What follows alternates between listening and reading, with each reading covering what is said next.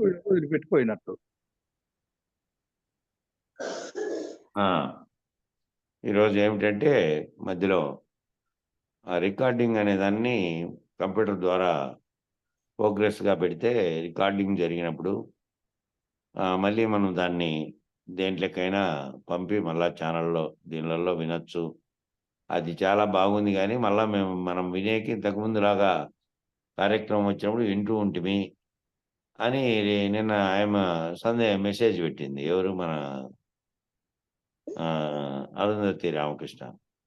అది రికార్డ్ చేయండి స్వామి ఒకసారి చూద్దామని అంటే, సరే ఇప్పుడు ఎట్లా కంప్యూటర్ ముందరనే ఉన్నా కదా అని రికార్డింగ్ ఆన్ చేసిన. శబ్దాలు అనవసరమైనవి చేయొద్దండి, చూద్దాం ఈరోజు రికార్డింగ్ అయిన దాన్ని రేపు చూసుకొని అట్లా ముఖ్యమైన అంశాలు వచ్చినప్పుడు రికార్డింగ్ అనేది వద్దాం. ఫోన్లో ఉండే నిల్వ ఒక్కోసారి రికార్డింగ్ సరిపోదు, అందువలన కంప్యూటర్ దగ్గర ఉన్నప్పుడైతే దాంట్లో సేవ్ చేసి దీంట్లో తొలగించుకోవచ్చు అని రికార్డింగ్ ఆన్ చేసిన. శబ్దాలన్నీ చేయకండి, స్పష్టంగా మాట్లాడేటివి మాత్రమే రికార్డ్ అవుతాయి. సరే, కొనసాగించండి. ఇక బుక్లో కొనసాగిస్తున్నాంపా. ఇప్పుడు వచ్చే సబ్జెక్ట్ ఏమంటే కొంచెం 10 నిమిషాల తర్వాత ఓనామాలు చదివినందుకు ఓకు పెరిగించరా అనే విషయం ఒక తత్వం ఉంది. ఆ ఓ అనగా ఏది, ఆ ఓకు ఉండేటువంటి వంపు విషయాలు ఏది అనేది ముందుకు ఇప్పుడు 10 నిమిషాల తర్వాత వస్తుంది సబ్జెక్టు. ఇక్కడ తేలిపోతుంది చూడండి ఓకు వంపు విషయం అంతా.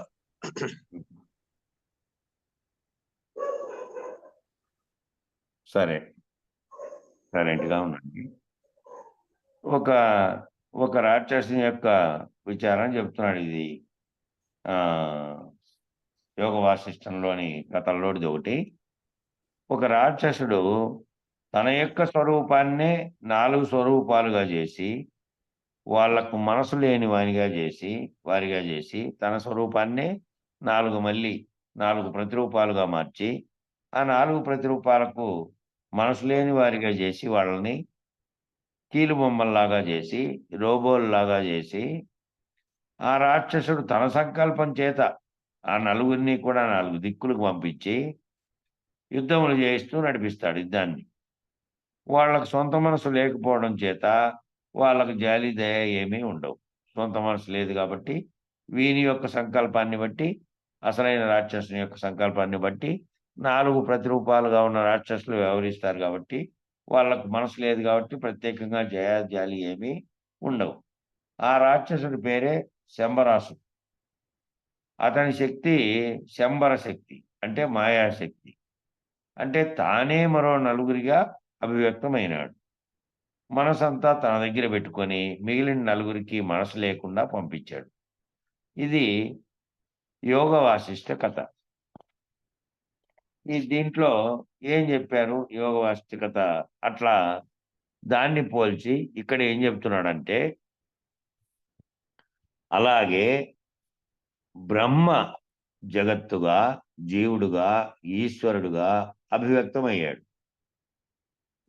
బ్రహ్మ ఇప్పుడు దానికి పోల్చుకోండి, ఇందాక చెప్పిన దానికి పోల్చుకోండి. బ్రహ్మ ఏ విధంగా ఆ రాక్షసుడు ఇందాక చెప్పుకున్న రాక్షసుడు ఏం చేశాడంటే 4 ప్రతిరూపాలను తయారు చేసి ఆ ప్రతిరూపాలకి ప్రత్యేకమైన మనసు లేకుండా తన సంకల్పం చేత ఆ 4 ప్రతిరూపాలు పనిచేసేటట్టు 4 చోట్లకు పంపి యుద్ధం చేయించాడు. వాళ్ళకు మనసే లేదు కాబట్టి ఈయన సంకల్పం చేతనే, రాక్షసుని సంకల్పం చేత చేయాలి కాబట్టి అవన్నీ దయాలి దయ ప్రత్యేకంగా భావించే గుణం కానీ, ఆలోచించే తత్వం కానీ ఏమీ లేదు. ఇంకా యాంత్రికంగా ఒక రోబో రిమోట్ పట్టుకొని కరెంట్ ఆన్ చేసి ఎట్లా చేయమంటే అట్లా చేస్తుందో అలా చేస్తున్నాయి అవి యుద్ధాలు. అట్లా యోగవాస్తవికతను ఉదాహరణ చేసి ఇక్కడ చెప్తున్నాడు చూడండి. బ్రహ్మ జగత్తుగా, జీవుడుగా, ఈశ్వరుడుగా అభివ్యక్తమయ్యాడు. నిజానికి అభివ్యక్తమయ్యాడా అంటే మాయావరణ యందు కల్పించబడ్డాడు. మాయావరణంలో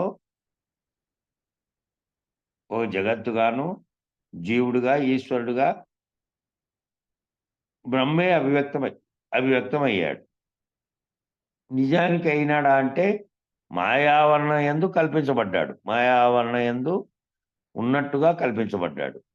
ఏ బ్రహ్మమైతే అన్ని రకాలుగా ఇన్ని రకాలుగా అభివ్యక్తం అవుతున్నాడో ఆ బ్రహ్మము కూడా మాయాశబలిత బ్రహ్మమే. ఏ బ్రహ్మమైతే జగత్తుగాను, జీవుడుగాను, ఈశ్వరుడుగాను అభివ్యక్తమైనాడు, ఆ బ్రహ్మం కూడా మాయాశబలిత బ్రహ్మమే. ఆ బ్రహ్మం కూడా ఎప్పుడైతే సృష్టి అనే సంకల్పం తనలో కలిగిందో ఆ సంకల్పాన్ని ఆధారంగా చేసుకొని మాయ అందులో చోటు సంపాదించుకొని ఆ మాయే ఈ ఆవరణలోకి లాక్కొచ్చింది. ఆ బ్రహ్మను కూడా సంకల్పం కలిగినటువంటి బ్రహ్మను లాక్కొచ్చి మళ్ళీ దాన్నే జగత్తుగాను, జీవుడుగాను, ఈశ్వరుడుగాను 3 రకాలుగా తయారు చేసి పెట్టింది. అయితే నిజం విచారిస్తే ఆ బ్రహ్మకొచ్చిన సంకల్పమే మాయ కానీ, ఆ బ్రహ్మకి ఏదైతే సంకల్పం కలిగిందో అది మాయ కానీ, బ్రహ్మ మాయ కాదు. మాయ బ్రహ్మ కాదు. బ్రహ్మం మాయము కాదు, మాయ బ్రహ్మము కాదు. ఆ బ్రహ్మకొచ్చిన సంకల్పం ఏదైతే ఉందో అదే మాయ. మాయాతీతమైనటువంటి పరబ్రహ్మమందు, ఆ మాయాతీతంగా ఉండే పరబ్రహ్మంలో ఒక సంకల్పం మాయ కారణంగా వచ్చింది. ఒక సంకల్పం అనేది మాయ కారణంగానే కలిగింది. అంతేకాని బ్రహ్మకు సంకల్పం రాలేదు. బ్రహ్మలో వచ్చినటువంటి సంకల్పం మాయా కల్పితం. బ్రహ్మలో వచ్చిన సంకల్పం కూడా మాయా కల్పితం. మాయ హద్దు ఎక్కడుంది? మాయకు హద్దు అనేది ఎక్కడుంది? నిర్వికార బ్రహ్మమందు మాయే సంకల్ప రూపంగా నిర్గుణ బ్రహ్మను సగుణ బ్రహ్మగా అభివ్యక్తం చేసింది. ఆ మాయే నిర్వికార బ్రహ్మగా ఉండేటువంటి దాంట్లో నుంచి ఒక సంకల్పాన్ని కల్పించి సగుణ బ్రహ్మగా మార్చి అభివ్యక్తం చేసింది. వెంటనే ఆ బ్రహ్మమందు మరో సంకల్పం వచ్చింది. ఆ సంకల్పం కలిగేటట్టుగా సగుణ బ్రహ్మగా అభివ్యక్తం చేసినటువంటి బ్రహ్మంలో మళ్ళా ఒక సంకల్పం కలిగింది. ఏమని కలిగిందంటే, నేనే నానాత్వం చెందుగాక, నేనే ఏకమనేకం భవతి, నేనే అనేకం అవుదునుగాక అని నానాత్వం చెందుగాక నేనే నానాత్వం చెందుగాక అని మళ్ళా వచ్చిన సంకల్పం ఇది. మొదటి సంకల్పం మాయే, ఆ మాయతోనే మళ్ళా వచ్చిన సంకల్పము మాయే. చెందుదుగాక అని వచ్చింది. ఆ బ్రహ్మయే నానా రూపాలుగా విశ్వరూపాన్ని ధరించింది. ఆ బ్రహ్మమే అట్లా సంకల్పం కలిగిన బ్రహ్మమే నానా రూపాలుగా విశ్వరూపాన్ని ధరించింది. తిరుగు ప్రయాణం మళ్ళా ఉంది కదా వెనక్కి పోయినప్పుడు ఈ విశ్వరూపాన్నే సర్వం కల్విదం బ్రహ్మ అంటున్నాం.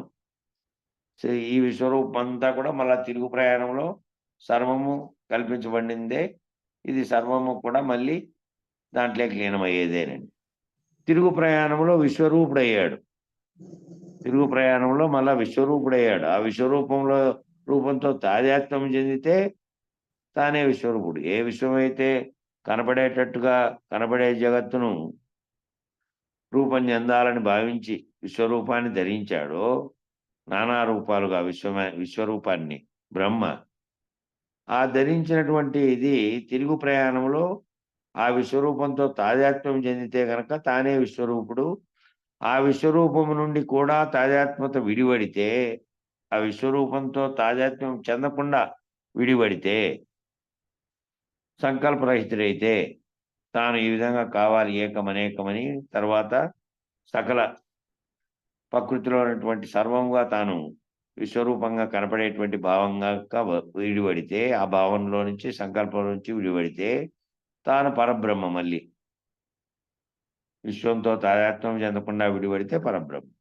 ఎక్కడికక్కడ దృక్కు తాదాత్మ్యత, దృశ్య తాదాత్మ్యత. దృక్కు అంటే చూసేటువంటి తాదాత్మ్యత, మళ్ళీ దృశ్యముతో కలిసిపోయేటువంటి తాదాత్మ్యత. ఆ దృశ్యంలో లీనమై దృశ్యాన్ని తనలో పెట్టుకునే దృశ్యంతో లీనమయ్యే తాదాత్మ్యత. ఈ రెండు గనక దృక్కు తాదాత్మ్యత, దృశ్య తాదాత్మ్యత, ఈ 2 రకాలు ఉన్నాయి. ఈ 2 రకాలు దృక్కైన వాడు దృశ్యంతో తాదాత్మ్యం చెంది దృశ్యాకారం పొందుతున్నాడు. ఆ చూచేటువంటి వాడు దృశ్యం ఏదైతే కనపడుతోందో దాంతో తాదాత్మ్యం చెంది ఆ దృశ్యం ఏదైతే దృశ్యాన్ని తన మనసులో తలుచుకుంటాడో దాని ఆకారం పొందుతుంది.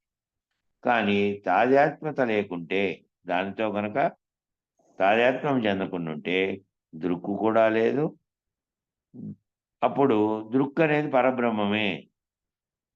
దృక్కు లేదు, దృక్కు లేనోడికి దృశ్యం కూడా లేదు, పరబ్రహ్మ స్థితిలో ఉంది.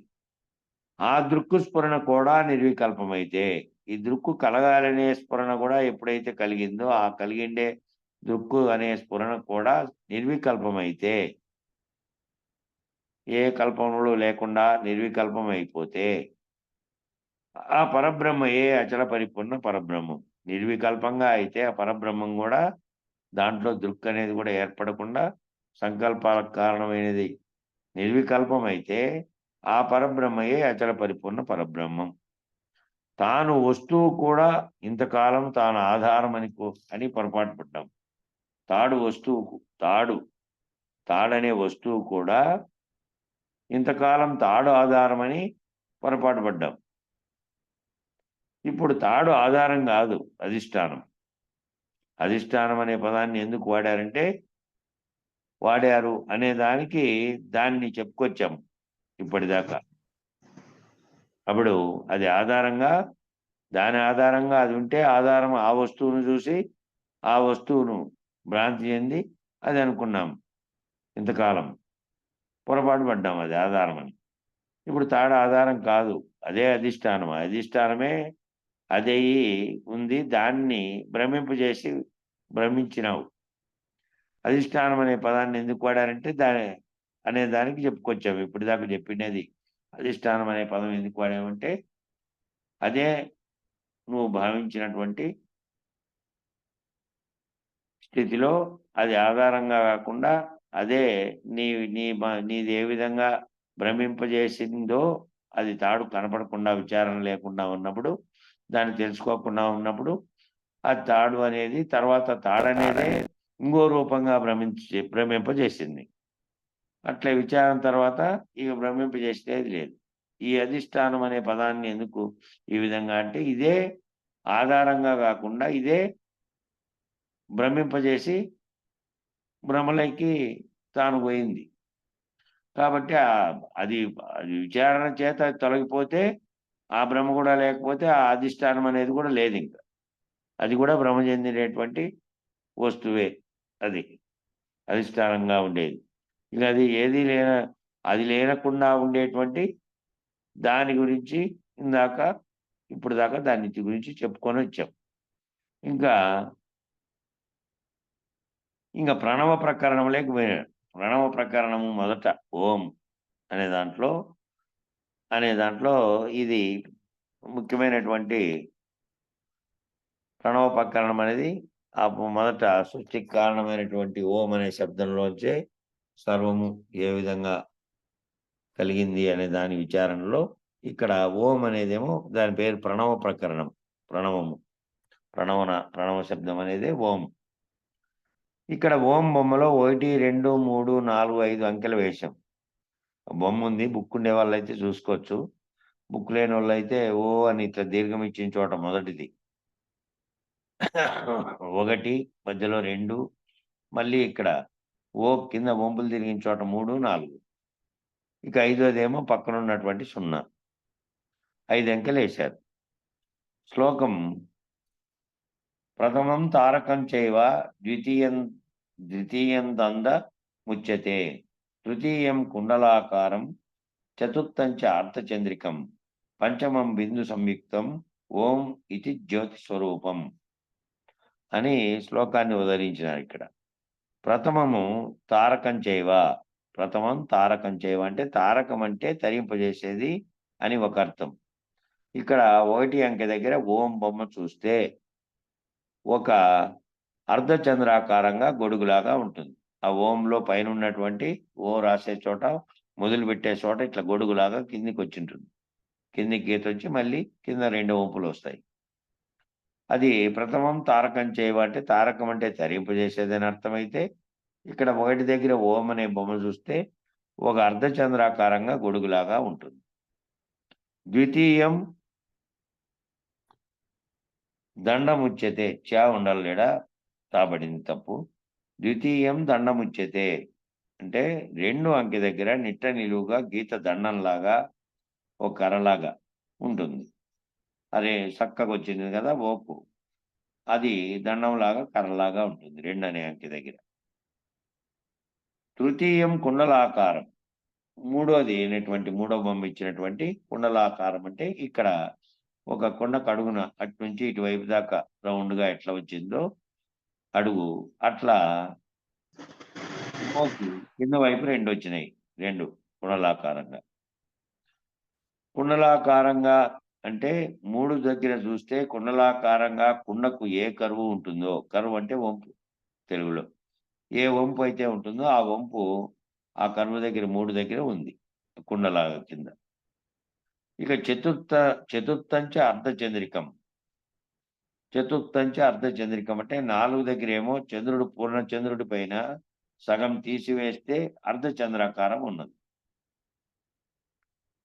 ఆ 4 చెప్పేసినే దాంట్లో మూడో వంపు కుండలాకారంగా ఉంటే, నాలుగో వంపు మిగతా దాంట్లోంచి తీసేసి చూస్తే అర్ధచంద్రాకారంలో ఉంది. 4 దగ్గరేమో చంద్రుడు పూర్ణచంద్రుడి పైన సగం తీసేస్తే అర్ధచంద్రాకారం ఏ విధంగా ఉంటుందో అట్లా ఉంది. పంచమం బిందు సంయుక్తం. దాని పక్కన ఉన్నటువంటి 0, దాని పక్కన ఒక బిందువు పెట్టాము. ఆ బిందువు అంటే 0. ఇక ఓం ఇతి జ్యోతి స్వరూపం. అంటే ఆ ఓం అనేది ఇదే జ్యోతి స్వరూపము. జ్యోతి స్వరూపం ఎప్పుడు వచ్చింది? ఓకి పైన ఒక పొల్లు పెట్టాము. అప్పుడు ఆ పైన గీసినటువంటి తలకట్టు అంటాం. తలకట్టు పెట్టాం కదా! ఆ తలకట్టు పెట్టకముందు లేదు ఆడ. తలకట్టే జ్యోతి. ఆ తలకట్టు అనేది పెట్టిన తర్వాత అది జ్యోతి స్వరూపం. ఇదే జ్యోతి స్వరూపం. జ్యోతి స్వరూపం ఎప్పుడు వచ్చింది అంటే ఓకి పైన ఒక సొల్లు, ఒక పొల్లు. ఓకి పైన ఒక పొల్లు పెట్టిన తర్వాత పెట్టాం కాబట్టి అదే జ్యోతి.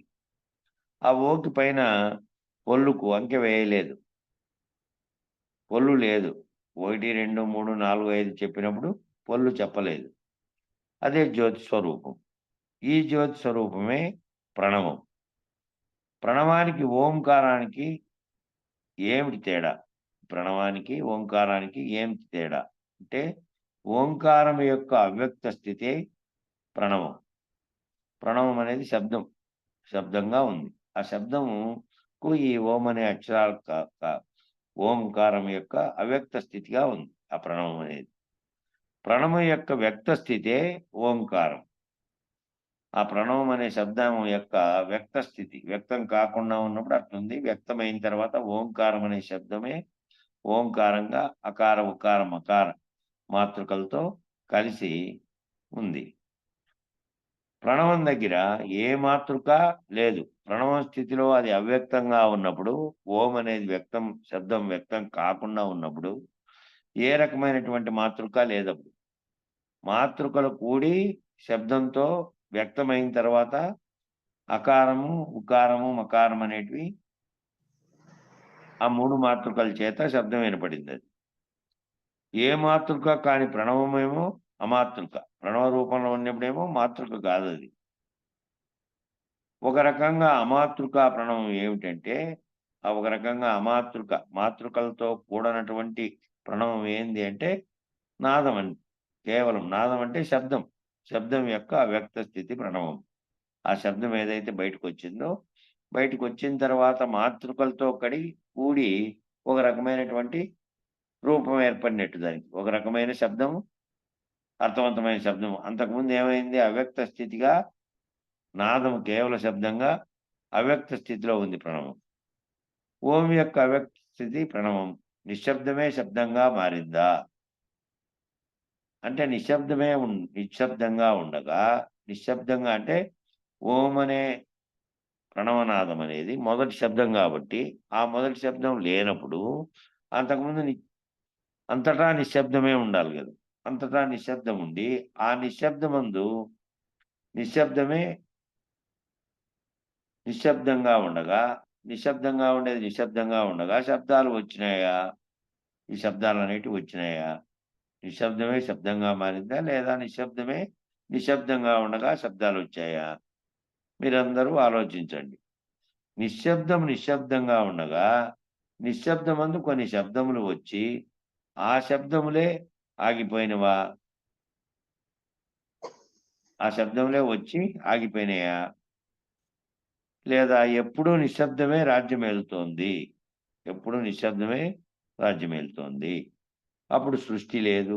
నిశ్శబ్ద బ్రహ్మమే శబ్ద బ్రహ్మగా మారాడు. అప్పుడు సృష్టి లేదు.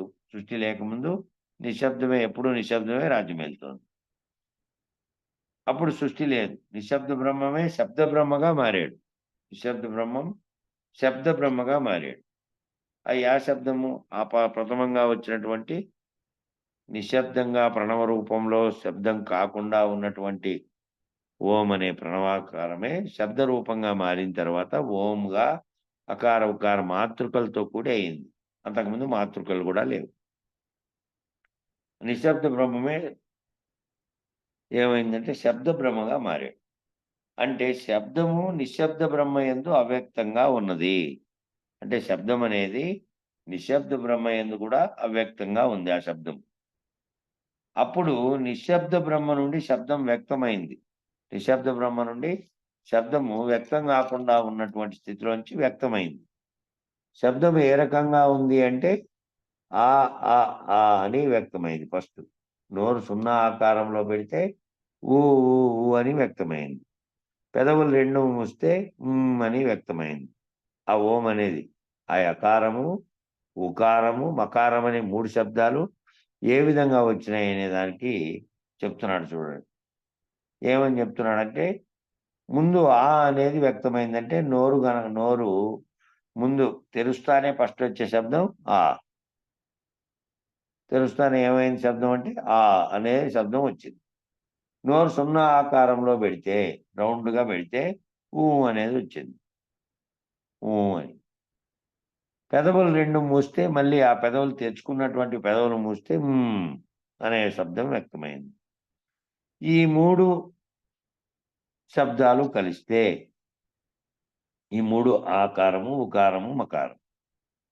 అట్లాగే మూసి అలాగే ఉంచితే మళ్ళా మకారం అనేది శబ్దం అని 2 పెదవులు మూసిన తర్వాత వచ్చిన శబ్దంతో అట్లాగే మూసి అలాగే ఉంచితే మకారం కొనసాగేలా అనే శబ్దం వచ్చింది. శబ్దం చేయండి. 2 పెదవులు మూసుకొని శబ్దం చేస్తే ఏమొస్తుందో ఎంతసేపు చేసినా అనేదే వస్తుంది. అట్లా అనే శబ్దమే కొనసాగేలా. ఆలో ఒక శబ్దం ఉన్నది. ఊలో కూడా ఒక శబ్దం ఉంది. అనటంలో కూడా ఒక శబ్దం ఉన్నది. ఈ అకార, ఉకార, మకారం అనడం అంతా పూర్తి అయిన తర్వాత కూడా ఓం అనే శబ్దం కంటిన్యూ చేస్తున్నాం. ఈ 3 శబ్దాలు కంటిన్యూ కలిసిన తర్వాత ఈ 3 మాతృకలు పూర్తిగా కలిసిన తర్వాత కూడా ఏం చేస్తున్నామంటే ఓం అని అంటున్నాం. ఓం అని కంటిన్యూ చేస్తున్నాం. ఒక మూగవాడు అకార, ఉకార, మకారములు ఆ, ఊ, మా అని అనగలడా? మూగవాడు అనలేడు. మాట బయటికి వ్యక్తం కానివాడు, శబ్దం బయటికి వ్యక్తం చేయలేనివాడు అనలేడు. ఎవరైతే మాట బయటికి అనలేనివాడు, ఎవరైతే శబ్దము బయటికి వ్యక్తం చేయలేనటువంటి మూగవాడు అనలేడు. ఆ శబ్దాలన్నిటిని కూడా అనలేడు. ఎవరైతే శబ్దం బయటికి వ్యక్తం చేయడో వానికి మాటలు రావు. ఎవడైతే శబ్దాన్ని అనే దాన్నే బయటికి వ్యక్తం చేయలేడో వానికి ఇంక మాటలు రావు. అప్పుడు ఎట్లా అంటాడంటే అదే మాటలు వచ్చిన వాడు ఎలా అంటాడు? ఆ, ఊ, అనే 3 శబ్దాలని పలుకుతాడు మాటలొచ్చిన వాడు. ఈ ఆ అనడానికి ముందు వీటి యందు అన్నిటిలో కూడా ఒక శబ్దం ఉంది. ఆ శబ్దమే తురీయం. ఈ ఆ, ఊ, అంటాడు కదా! ఆ అనడానికి ముందు ఆ మకారాన్ని అని పలకడానికి ముందు వీటి యందు అన్నిట్లో కూడా ఓ శబ్దం ఉంది. ఏం శబ్దం అంటే ఆ శబ్దమే తురీయం. ఈ శబ్దం అవ్యక్తంగా ఉన్నప్పుడు తురీయాతీతం. ఈ శబ్దం ఏదైతే ఉందో ఇది అవ్యక్తంగా ఉన్నప్పుడు ఈ అనే శబ్దం ఇది అవ్యక్తంగా ఉన్నప్పుడు తుర్యాతీతం. అందుకే ఇప్పుడు ఏం చేయాలి అంటే ఆ అంటూ ఊలేకి మారండి. ఊ అంటూ ఊలో నుండి కి వెళ్ళి అనండి. మకారం అయిన తర్వాత ఒట్టి శబ్దం కంటిన్యూ చేయండి. ఆ ఊ అనేది ఆగితే కేవలం ఒక శబ్దం ఉంటుంది. అది ఆగిన తర్వాత అదే తురియం. తురీయం. ఏ శబ్దం అయితే ఆ ఊ అనేది ఆగితే ఆ ఓం అన్నప్పుడు ఓం అనే శబ్దం ఆగితే కేవలం ఒక శబ్దం ఉంటుంది. అది తురియం. మాట మొదలుపెట్టాక ముందు ఏమున్నది? నిశ్శబ్దం. నిశ్శబ్దం శబ్దంగా మారలేదు. నిశ్శబ్దమందు వేరుగా శబ్దములు కలిగి మళ్ళీ ఆగినవి. నిశ్శబ్దమందే వేరువేరుగా ఆ, ఊ, మా అనే శబ్దములు కలిగి మళ్ళీ ఆగినాయి. శబ్దానికి శబ్దానికి మధ్య నిశ్శబ్దమే ఉన్నది. శబ్దానికి మళ్ళా ఒక శబ్దానికి మళ్ళా శబ్దం ఏర్పడడానికి ముందు అవ్యక్తంగా ఉంది. శబ్దం ఏర్పడిన తర్వాత మళ్ళా ఆ శబ్దం నుంచి ఈ శబ్దం వరకు మధ్యలో ఏముంది అంటే నిశ్శబ్దమే ఉంది. నిశ్శబ్దం అదే బ్రహ్మముచ్యతే. ఆకు ఆకు ఊకు మధ్యలో ఆ ఊ మళ్ళీ ఊకు మాకు మధ్యలో తిరిగి ఇట్లా ఆవు మా అనే బిరిబిరి బిరిబిరి అనుకుంటే అదే ఓంకారం పలుకుతుంది అక్కడే. అదే అది అకారం. ఓంకారం. అయితే ఆ శబ్దానికి ఒక శబ్దానికి మళ్ళా ఇంకో శబ్దానికి మధ్య నిశ్శబ్దమే ఉన్నది. నిశ్శబ్దం బ్రహ్మముచ్యతే. నిశ్శబ్దమే బ్రహ్మముచ్యతే. నిశ్శబ్దమే బ్రహ్మము. నిశ్శబ్ద బ్రహ్మంగా ఉంది. అకారం అంటే స్థూలము, ఉకారం అంటే సూక్ష్మము, మకారం అంటే కారణము. ఇక్కడ ఈ మళ్ళా మూడు శబ్దాలని విభజించి చెప్తున్నారు చూడండి. అకారము అంటే ఏమో స్థూలం. ఉకారం త్రిపుటిగా అంటేనేమో త్రిపుటిగా అది గుర్తు పెట్టుకోవచ్చు. ఉమ్, మూడుగానే చెప్తా ఉన్నాడు, అది గుర్తు పెట్టుకోవాలి బాగా. అకారం అంటే స్థూలము, ఉకారం అంటే సూక్ష్మము, మకారం అంటేనేమో కారణం. స్థూల సూక్ష్మ కారణాలే అకార ఉకార మకారాలు. స్థూలము సూక్ష్మము కారణాలే అకార ఉకార మకారాలు. ఆ లో కామన్ గా ఉన్న శబ్దమే తుర్యం. అనేటువంటి లాస్ట్ ఆఖరిగా ఉందో మూడింటి కలిపిన తర్వాత ఓం అని అంటున్నామో అనే ఆ మకారం దాంట్లో కామన్ గా ఉన్నటువంటి శబ్దమే తుర్యం. సాధారణంగా ఉన్నటువంటి అని కొనసాగుతున్నటువంటి ఆ శబ్దమే తురీయం. శబ్దం యొక్క అవ్యక్త స్థితి ఏమో ప్రణవం. శబ్దం వ్యక్తం కాకుండా శబ్దమే లేనప్పుడు ఉన్న స్థితి ప్రణవ రూపంలో ఉంది. అంటే ప్రణవంలో శబ్దం అవ్యక్తంగా ఉన్నది. ఆ ప్రణవంలో ఉన్న శబ్దము అవ్యక్తంగా ఉంది. కనుక ప్రణవము ప్రపంచం కాదు ప్రణవం. కనుక ప్రణవము నిశ్శబ్ద బ్రహ్మ కాదు. ప్రణవం అనేది నిశ్శబ్ద బ్రహ్మ కాదు. ఎందుకంటే శబ్దమే అవ్యక్తంగా ఉంది అప్పుడు. నిశ్శబ్ద బ్రహ్మ కాదు, శబ్ద బ్రహ్మమే. తాత్కాలికంగా శబ్దం అవ్యక్తంగా కలిగిన వాడు ప్రణవ స్వరూపుడు. తాత్కాలికంగా శబ్దాన్ని అవ్యక్తంగా కలిగిన వాడు ప్రణవ స్వరూపుడు. ప్రణవ స్వరూపుడు తాత్కాలికంగా నిశ్శబ్దంగా ఉన్నా కూడా ప్రణవ స్వరూపంగా ఉన్నవాడు తాత్కాలిక నిశ్శబ్దంగా ఉన్నా కూడా శబ్ద బ్రహ్మ అందులో అవ్యక్తంగా ఉండి ఆ శబ్దం కలిగించే బ్రహ్మ అందులో అవ్యక్తంగా ఉండి వ్యక్తమయ్యేసరికి ఏమైంది? అకార ఉకార మకారములుగా 3 మాతృకలుగా వ్యక్తమయ్యాడు. 3 శబ్దాలుగా. ఈ ఓంకారమునకు అంతరార్థం చెప్పుకుందాం. ఈ ఓంకారం అనే దానికి అంతరార్థం చెప్పుకుందాం అని అంటున్నాడు. అంతరార్థం ఏంటి? ప్రథమం తారకం చేయవ అంటే తారక యోగంలోకి వెళ్ళామండి. ద్వితీయం దంతముచ్యతే అంటే వెన్ను దండాన్ని వెన్నుపూసుకున్నట్ట నిలువుగా ఉంచాం.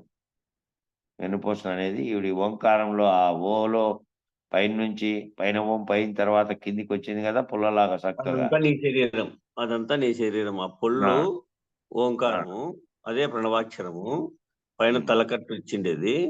ఈ ఓ అనేటువంటి ఆకారం అంతా తొలి ఓ. ఫస్ట్ ఓ రాస్తాం, మళ్ళా ఓ రాస్తాం. తొలి ఓ నీ శరీరం.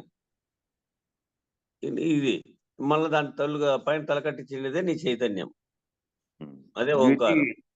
ద్వితీయం దండముచ్యతే అంటే వెన్ను దండాన్ని వెన్నుపూసను నిట్ట నిలువుగా ఉంచాము, అది వెన్నుపూస. తృతీయం కుండలాకారం అంటే నిట్ట నిలువుగా ఉన్న వెన్నుపూసలో కుండలి శక్తిని మేలుకొల్పాం. కింద 2 పిరుదులుగా ఉన్నటువంటివి ఆ కింద, ఆ వెన్నుపూస కింద, ఆ ఓకు కింద ఏ విధంగా ఉన్నాయో కుండలాకారంలో ఆ విధంగా కుండలి శక్తిని మేలుకొల్పాం.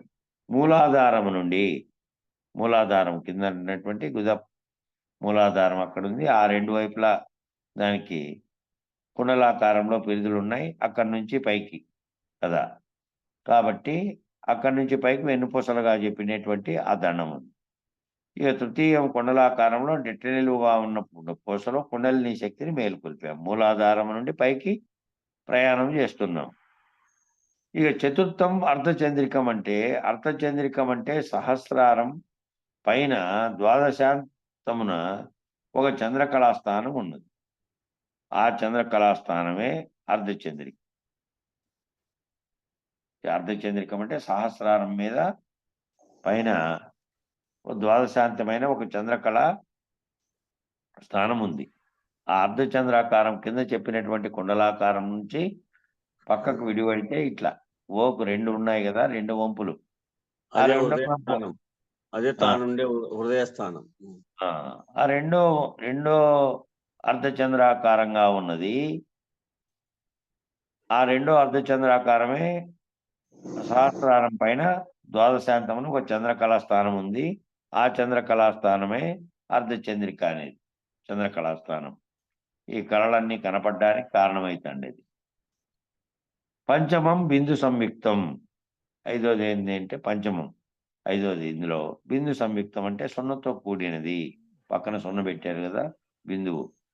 అతో బిందువుతో కలిసిపోయినది. బిందువుతో ఇదంతా ఇప్పుడు చెప్పినటువంటి ఓంకారంలో మొదటి వంపు, మళ్ళా నిలువుగా ఉన్నటువంటి వెన్నుపూస, మళ్ళా ఆ తర్వాత కుండలాకారంగా ఉన్నటువంటి మూలాధార ప్రాంతము, మళ్ళా దాని నుంచి పైకి అర్ధచంద్రాకారంగా ఉన్నటువంటి సహస్రారము.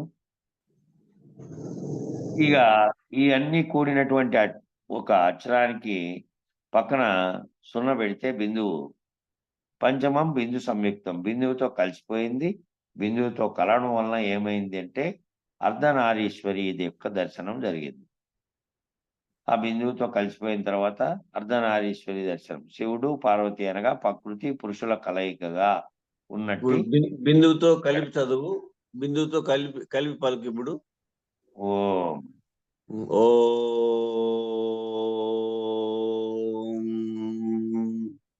అంతా మొత్తం కలిసిపోయింది. బిందువుతో కలిపితే మొత్తం అంతా కలిసిపోయింది. కలిసిపోయిన తర్వాత ఏమిటిగా అయింది అంటే ఈ బిందువు కలిసిన తర్వాత బిందువు కలవడం వలన ఏమైందంటే అర్ధనారీశ్వరి దర్శనం జరిగింది. శివుడు పార్వతి అనగా ప్రకృతిగా కనపడుతున్నటువంటి సకల ప్రపంచ దేహం అనుకోండి. ప్రపంచమే భౌతికంగా కనపడే పంచభూతాత్మక దేహం ఒకటైతే శివశక్తి స్వరూపం. దానికి దాంట్లో ఉన్నటువంటి ఎవరు, దాంట్లో ఆత్మతత్వంగా ఉన్నటువంటి పురుషుడు ఎవరు అంటే శివుడు పార్వతిగా ప్రకృతి పురుషుల కలయికగా ఉన్నటువంటి చిత్తు జడము అనేటువంటి, ఒకటేమో చిత్తు, ఒకటేమో జడము. శరీరం జడము, దాంట్లో ఉన్న చిత్తు ఆ సర్వశక్తికి అధిష్టానంగా ఉండేది. ఈ 2 కూడినటువంటివి. అందువలనే ఎక్కడన్నా ఉపయోగించినప్పుడు ప్రకృతి పురుషులు అనే పదం అన్నప్పుడు స్త్రీలకు గాని, పురుషులకు గాని వేరే రకమైనటువంటి ఆ లింగ భేదం ఉన్నప్పటికీ వాళ్ళలో గుర్తెరిగే చైతన్యం ఏదైతే ఉందో అది పురుషుడుగాను ఆత్మస్థితిలో ఉన్నది. ఇక దేహంగా జడంగా ఉండేదంతా ప్రకృతిగాను, పురుషుడు ప్రకృతిగాను భావించాలి. ఆ విధంగా భావించారు. అనగా ప్రకృతి పురుషులు కలయికగా ఉన్నటువంటి చిత్తు జడము రెండూ కలిసినటువంటి దర్శనం జరిగింది.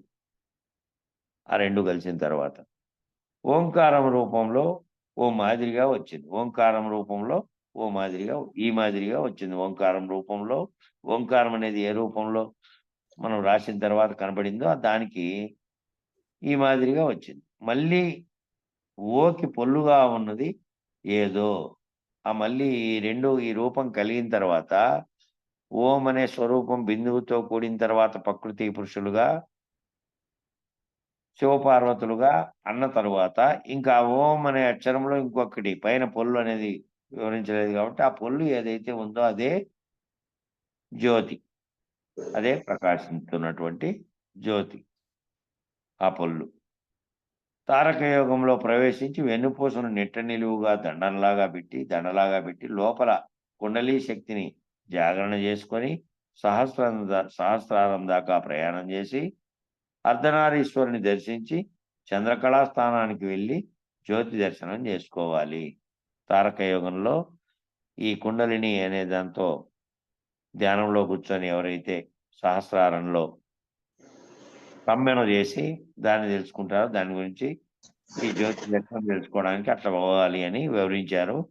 ఇక కింద పేర పెద్దగా ఉంది కాబట్టి ఆ చిన్న పేర కటికి నిలబెడితే ఈ కింద పేర రేపు చెప్పుకుందాం. అక్కడి నుంచి మంగళం చెప్పండి. ఇంకా జైలు మంగళం చెప్పబ్బా. కుండలి స్థానం స్వామి. కుండలి స్థానంలో చెప్పండి. పరకాయ ప్రవేశము ఈ ధ్యానం అంతా చేస్తారు. దీనికి ఆ మొలకల చెరువు యువతల ఒక ఆశ్రమం కట్టాడు. 1 ఎకరాల కాంపౌండ్ చేసుకొని కట్టాడు ఒక ఆయన వచ్చి పోకల శేషాచల పరంపరలో ఉపదేశం పొందినాడు. బెంగళూరులో ఉన్నాడు. ఇక్కడ పల్లిలో నుంచి పోయి ఆ పల్లి దగ్గరికి వచ్చి భూమి కొని మెయిన్ హైవేకే, మన మదనపల్లికి పోయే హైవేకే మొలకల చెరువు యువతలే మొలకల చెరువు అవతల ఎక్కడో అక్కడ వేపూర్ కోట దగ్గర వేపూర్ కోట దగ్గర అది అచేలం అచలాశ్రమం, అచలార క్షేత్రము అని పేరు పెట్టి మెయిన్ రోడ్డు బోర్డు వేసి ఆశ్రమం కట్టినారులేండి. పోయి చూసినారా మీరు స్వామి? ఒకసారి అదే పనిగా వాళ్ళు అచలం అని పేరు పెట్టుకున్నారు. మనలాగే ఉంటుందా వీళ్ళ సిద్ధాంతం అంతా చూద్దామని పోయినా. పోతే ఇప్పుడు నదీనాం సాగరే గతి అన్నట్లు రకరకాల మార్గాలు ఉండాలండి. అవన్నీ ఎందుకు మనం ఇప్పుడు చెప్పుకునేది. అది వేపూర్ కోట దగ్గర ఉంది. విచారించుకోవడానికి. అవును కుండలి స్థానం అని చెప్పేసి ఈడు బెంగళూరు దగ్గర కైవారం పక్కన ఊరు స్వామి. నన్ను పిలిచింటే పోయింటి. క్యాల్నూరు అని చెప్పి ఉంది. క్యాల్నూరు దగ్గర ఉంది. ఆడ కూడా ఊరులతో ఉంటారు. అండర్ గ్రౌండ్ ఒకటి పెట్టి వాళ్ళు గ్యాస్ 41 దినాలు